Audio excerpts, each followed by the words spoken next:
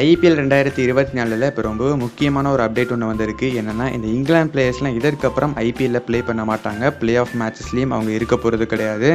So ரொம்ப முக்கியமான பிளேயர்ஸான will Jacks இருக்க மாட்டார், மொயின் அலி இருக்க மாட்டார், ஜாஸ் பட்லர் இருக்க மாட்டார், பிலிப் சால்ட் இருக்க மாட்டார்.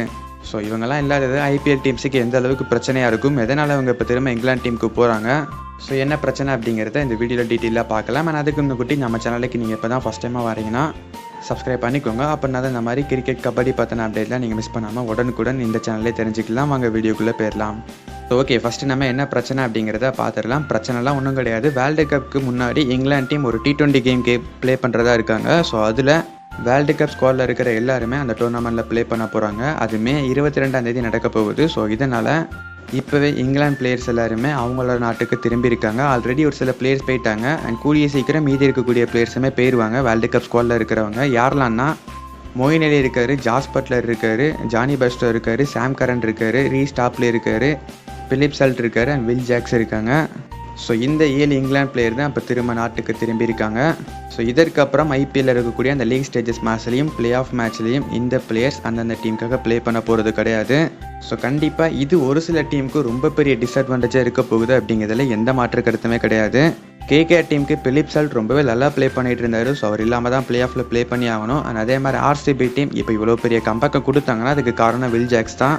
ஆர்சிபி டீம் எப்படியோ ப்ளே ஆஃப்க்கு வந்துட்டாங்கன்னா 100% வில் ஜாக்ஸை மிஸ் பண்ணுவதற்கான வாய்ப்பு ரொம்ப அதிகமாக இருக்குது. ஏன்னா அவர் ஒரு சில மேட்சஸ் தான் ப்ளே பண்ணியிருந்தாலுமே கொடுத்த இம்பாக்ட் அப்படிங்கிறது ரொம்ப பெரிய இம்பாக்டாக இருந்தது. அண்ட் அதே மாதிரி சிஎஸ்கே டீமோட மொயின் அலியுமே இப்போ ரீசன்ட் மேட்சஸில் ரொம்பவே நல்லா ப்ளே பண்ணிகிட்டு இருக்காரு அந்த நம்பர் 4 பொசிஷனில். ஸோ கண்டிப்பாக இதற்கப்புறம் சிஎஸ்கே டீம் அந்த லீக் ஸ்டேஜஸில் இருக்கக்கூடிய ஆர்சிபி மேட்ச்லேயும் ப்ளே ஆஃப் மேட்ச்லேயுமே அவர் ரொம்ப பெரிய அளவில் மிஸ் பண்ண போகிறாங்க. அண்ட் அதே மாதிரி பஞ்சாப் டீமுக்கு இதற்கப்புறம் ப்ளே ஆஃபில் சான்ஸ் கிடையாது. பட் லீக் ஸ்டேஜஸில் ஒரு சில மேட்ச் இருக்குது. அந்த மேட்ச்சில் Jonny Bairstow and captain Sam Curran இவங்களுமே ப்ளே பண்ண மாட்டாங்க. அண்ட் அடுத்து ராஜஸ்தான் ராயல்ஸ் டீமோட பட்லர் அவருமே கிடையாது. ஸோ அதுவுமே அந்த டீமுக்கு ரொம்ப பெரிய பிரச்சனையாக இருக்க போகுது.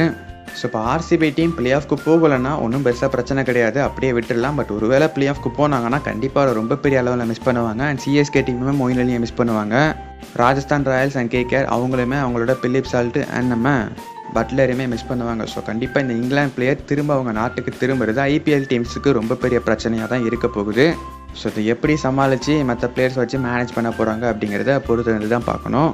பட் இது எந்த டீமுக்குமே ரொம்ப பெரிய இம்பாக்ட் ஏற்படுத்தாது அப்படிங்கிற மாதிரி தான் நினைக்கிறோம். ராஜஸ்தான் அண்ட் கேகேஆர் மாதிரியான டீம்ஸ்லாம் ஓரளவுக்கு பேக்கப் வச்சுருக்காங்க. பட் இருந்தாலும் இந்த பிளேயர்ஸ் அளவுக்கு வராது அப்படிங்கிறது ஒரு உண்மை தான். But it's okay. இதை பற்றின உங்களோட ஒப்பீனியன் என்ன? இதில் எந்தெந்த டீமுக்குலாம் ரொம்ப பெரிய பிரச்சனையாக இருக்குது?